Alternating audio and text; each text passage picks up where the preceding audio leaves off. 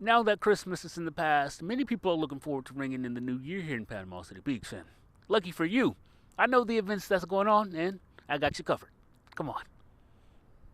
This is the end of the St. Andrew State Park Pier, where I'm standing was actually closed down for about 4.5 years now, but a good portion of this pier remained open. Actually, if you can see the shaded bench area and beyond, didn't close down until about March of this year. But Panama City Beach residents say they're just excited to have their pier back because the park wasn't the same without it.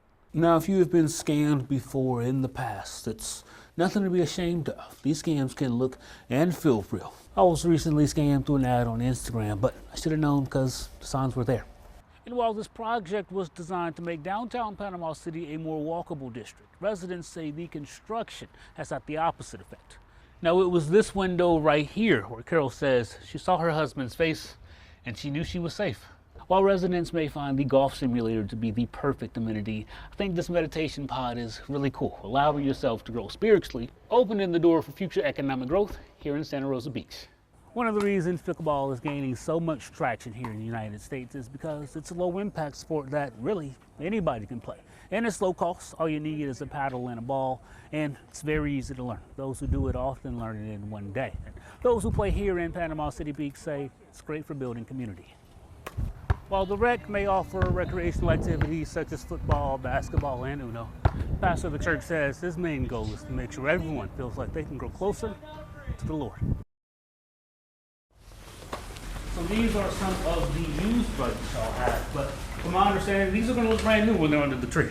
Right, yeah. When we say lightly used, what we mean, if it does need a tire, it needs a tube, needs an adjustment, or just to be cleaned, we'll take care of that. You just get it to us and we'll get it ready to go for the child. Sounds good. Let's race. Not only will this giveaway save you over $5,000 in the long run, but it'll also increase your confidence. Now there's more to these sculptures that meets the eye. This one that you see behind me was actually sponsored by the Florida Cancer Specialist Foundation, and that bottle that you see in her hand is a time capsule filled with letters of hope from cancer patients. But as inspirational as this structure is, it's going to be beneficial to fish under the water. This is an inside look of the Pirates Cove Boat Barn in Panama City Beach after the January 9th storm. While it appears this building took a head-on collision with a tornado, the lighthouse marina is thought to be damaged by debris. After years of being closed down, demolished, and rebuilt again, the Martin Luther King Recreation Center is just months away from reopening its doors to the public. City officials say they're to the point they're starting to look for staff. Graceville commissioners have had to make some tough decisions lately. In a recent commission meeting, city leaders discussed dissolving the police force and having the Jackson County Sheriff's Office take over after 2 men left the department, leaving them with a total of 5 officers. That sparking the special meeting that we saw on Monday. Close to 100 residents packed the chambers to voice their opinion about how they believe the city should move forward with the short-handed police force. But within minutes of the special meeting taking place, commissioners voted to keep the staff at a total of 5 officers, blaming the budget for why they don't believe hiring more officers is necessary at the moment. This decision didn't go over well with residents or the police chief. When I went to the city clerk asking for the 9%, I was given a sheet that already had, y'all cut me 2 positions. The same conversation. So it was already in the works, in the plans by this man to do it. It would be nice to have a big police force, but there are other things that we have to do too. And there are other aspects of the city. Everybody wants to drive on a smooth street. Everybody wants to have water when they turn the water faucet on. They want to flush the commode and have it go down there to the treatment center and all that stuff. But most of that stuff generates money.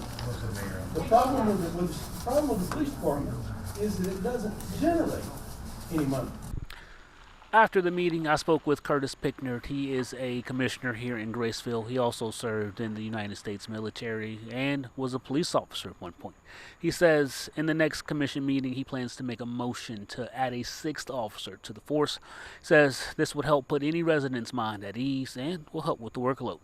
In Graceville, Dekevion Gause, News Channel 7. Along Gulf Drive in Panama City Beach, a tornado more than a year ago sent a house sliding sideways. Propped up by a neighboring house, the unusual sight became a tourist attraction and a viral sensation.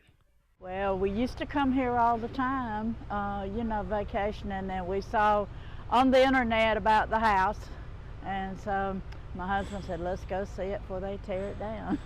Today, the house is gone, but clearing it was a challenge. The house wouldn't collapse like they normally do. They don't fall. It wouldn't fall. Project manager Hugh Sykes says the $1 million home had unexpected surprises.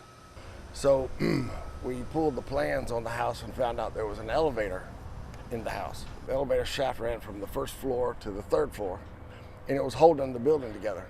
And like dominoes, they had to figure out how to take down one house without impacting the neighbors.